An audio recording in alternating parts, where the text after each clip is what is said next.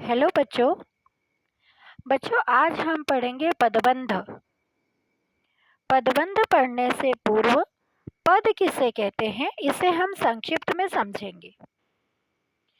बच्चों, शब्द किसे कहते हैं ये आप जानते ही हैं, फिर भी मैं एक बार बता देती हूँ। वर्णों के सार्थक समूह को शब्द कहते हैं। सार्थक समूह को, सार्थक मतलब जिसका मीनिंग निकले। उदाहरण के लिए क प्लस म प्लस ल, ये सारे वर्ण मिलकर कौन सा नया शब्द बना? कमल। अब ये जो कमल शब्द बना, इसका जब वाक्य में प्रयोग करेंगे, जैसे कमल बहुत सुंदर फूल है, तो कमल का जब वाक्य में प्रयोग हो गया तो वही शब्द शब्द ना रहकर पद में बदल गया। समझ में आया बच्चों? अब हम देखेंगे पदबंध। पदबंध किसे कहते हैं? पदबंध की परिभाषा देखिए। जब एक से अधिक पद मिलकर एक व्याकरणिक इकाई का काम करते हैं, तब उस बंधी हुई इकाई को पदबंध कहते हैं। दूसरे शब्दों में, कई पदों से बने वाक्यांशों को जो एक ही पद का कार्य करते हैं वे पद कहलाते हैं। समझ में आया? एक और बार देखेंगे कुछ और शब्दों में। जब दो या दो से अधिक पद मिलकर एक पद का कार्य करते हैं, तब उसे पदबंध कहते हैं। जब बहुत सारे पद मिल जाते हैं ना बच्चों, तब हम उसे बांध देते हैं एक वाक्य के, एक लाइन में, तो उसे कहते हैं पदबंध। ठीक है। उदाहरण के लिए देखिए, आपको स्क्रीन पे दिख रहा होगा, परिश्रम करने वाले छात्र उत्तीर्ण होते हैं। तो परिश्रम करने वाले छात्र को रेखांकित किया गया है बच्चों।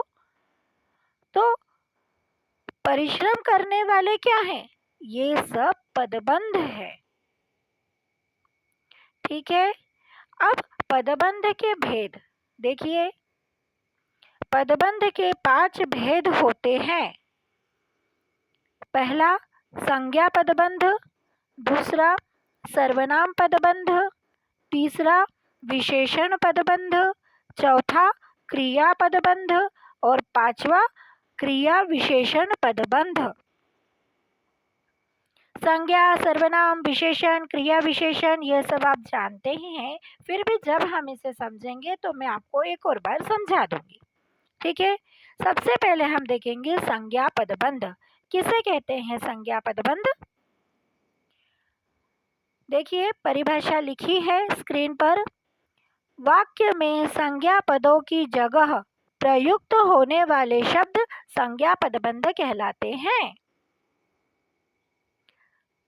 अब इस संज्ञा क्या होता है ये मैं एक बार पहले आपको बता देती हूँ, फिर हम इसके कुछ उदाहरण देखेंगे।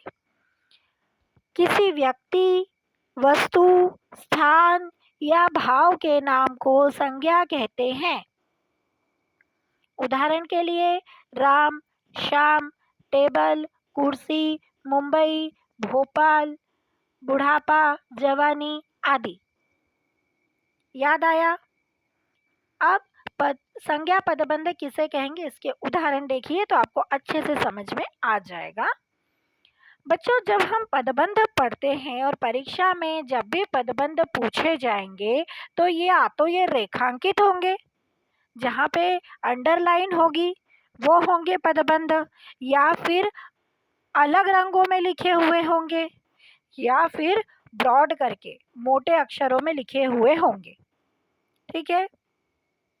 देखिए पहला नंबर उदाहरण, देश के लिए मर मिटने वाला मोहन सच्चा देशभक्त था।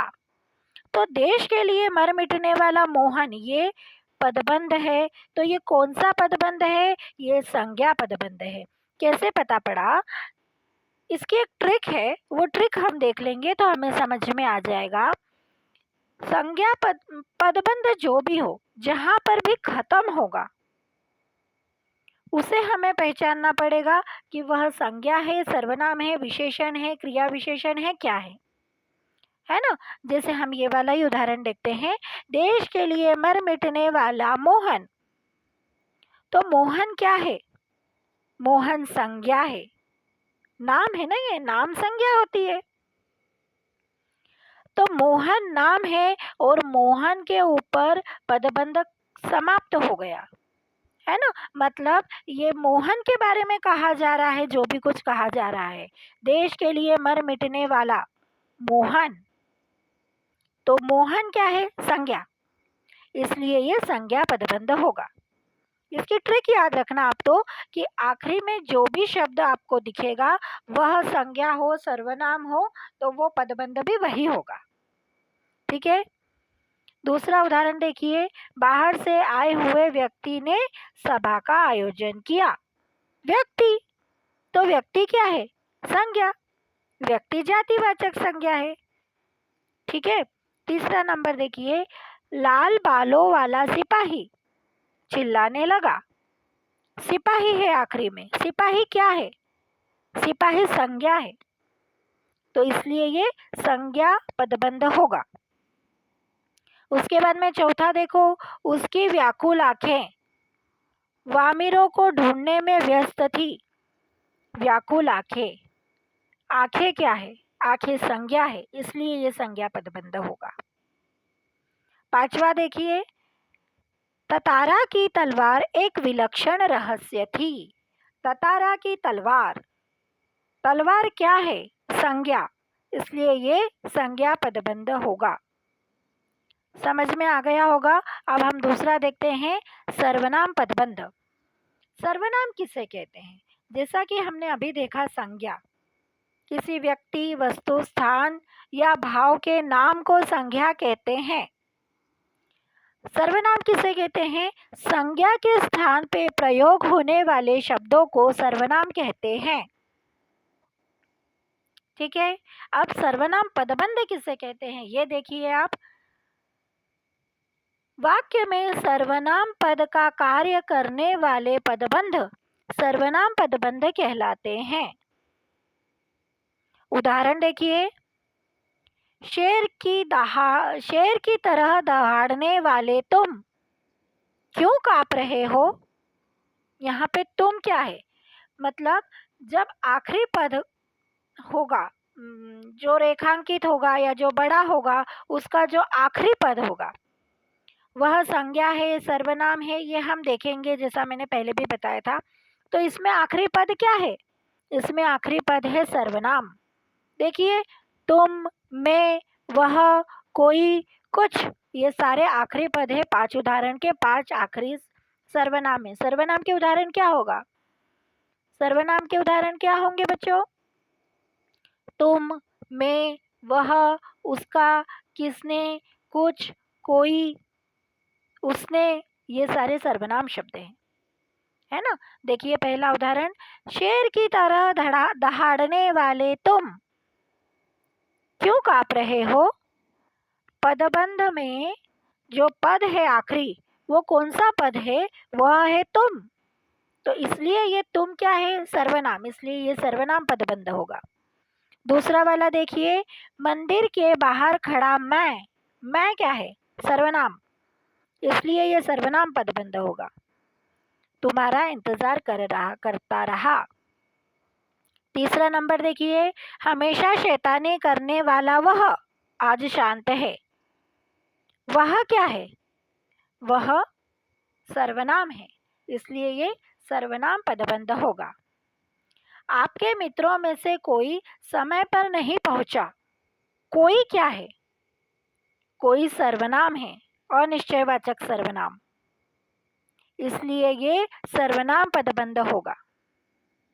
आखिरी देखिए, पांचवा, बाहर से आए खिलाड़ियों में से कुछ अत्यंत परिश्रमी थे। कुछ क्या है? कुछ सर्वनाम है, इसलिए ये सर्वनाम पदबंध होगा।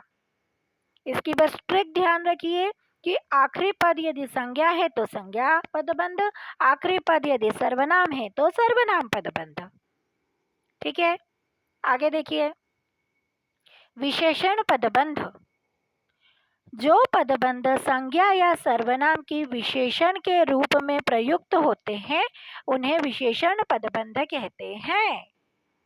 आपको बताना भूल गई, पहले ये बताना था विशेषण किसे कहते हैं। सुनिए, संज्ञा या सर्वनाम की विशेषता बताने वाले शब्दों को विशेषण कहते हैं।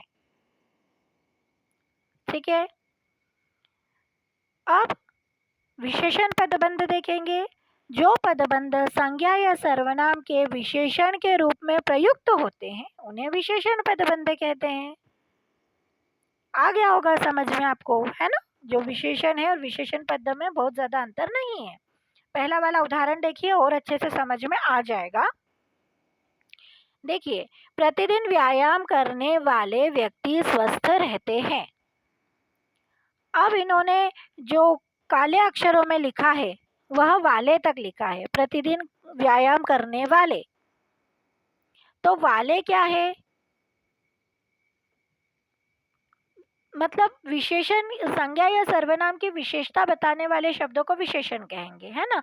तो इसकी ट्रिक ये रहेगी कि जहाँ पर भी ये पदबंध खत्म होगा, ध्यान से सुनना मेरी बात, जहाँ पर भी पदबंध खत्म होगा उसके पहले या आखिरी में संज्ञा या सर्वनाम आएगा तो वह विशेषण पदबंध होगा, क्योंकि विशेषण तो संज्ञा और सर्वनाम की विशेषता बताता है ना। तो या तो पहले होगा या तो आखिरी में होगा, तो वह विशेषण पदबंध कहलाएगा। जैसे इन्होंने लिखा है पहले उदाहरण में, प्रतिदिन व्यायाम करने वाले व्यक्ति। अगर ये व्यक्ति तक काला अक्षर कर देते तो यह संज्ञा पदबंध हो जाता, लेकिन इन्होंने व्यक्ति को अंडरलाइन नहीं किया है, व्यक्ति को काले अक्षरों में नहीं लिखा है, वाले तक लिखा है। तो वाले के बाद में क्या है, व्यक्ति। व्यक्ति क्या है, संज्ञा। मतलब ये संज्ञा की विशेषता बता रहा है, प्रतिदिन व्यायाम करने वाले।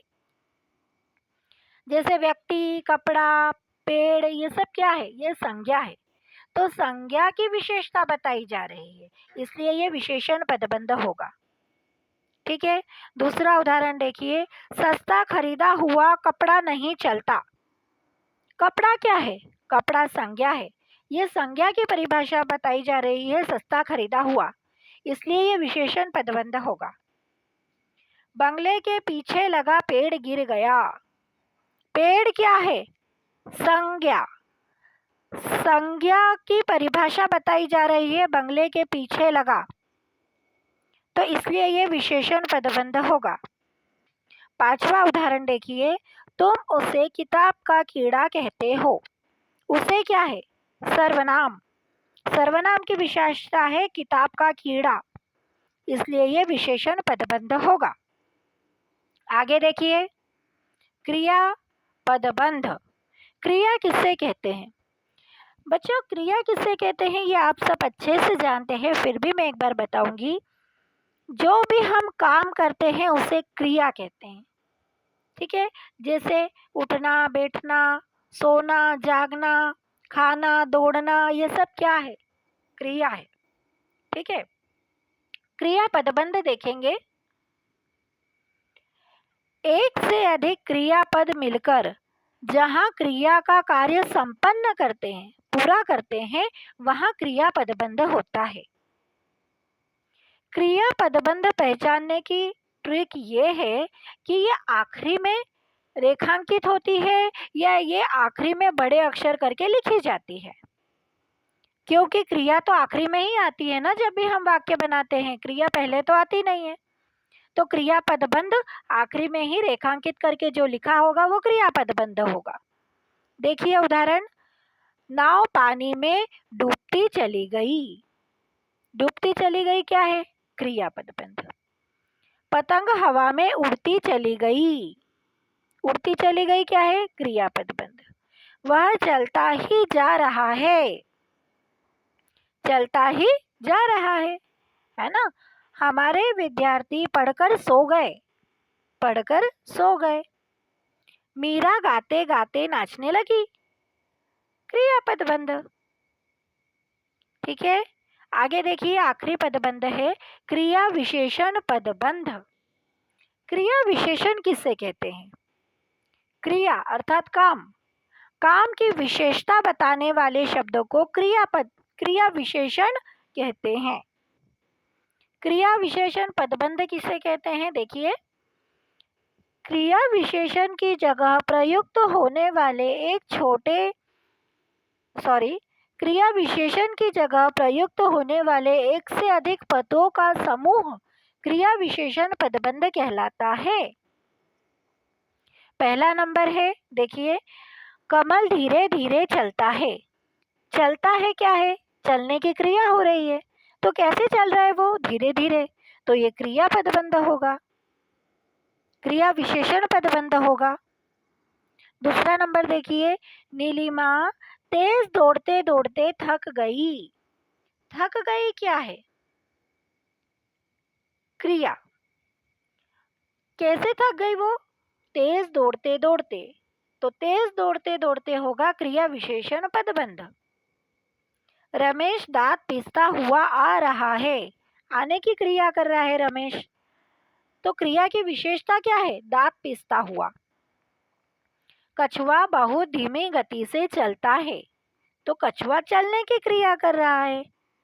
क्रिया की विशेषता क्या है? बहुत धीमी गति से, इसलिए ये क्रिया विशेषण पदबंध होगा। कश्मीर से कन्याकुमारी तक भारत एक है। कश्मीर से कन्याकुमारी तक क्रिया विशेषण पदबंध होगा। कहाँ तक? कश्मीर से कन्याकुमारी तक, है ना। गेंद की तरह लुढ़क कर वह सीढ़ी से नीचे गिर गया। गिरने की क्रिया की विशेषता क्या है? गेंद की तरह लुढ़क कर। बच्चों, आपको समझ में आ गया होगा क्रिया विशेषण। तो आज के पाठ में इतना ही है। धन्यवाद।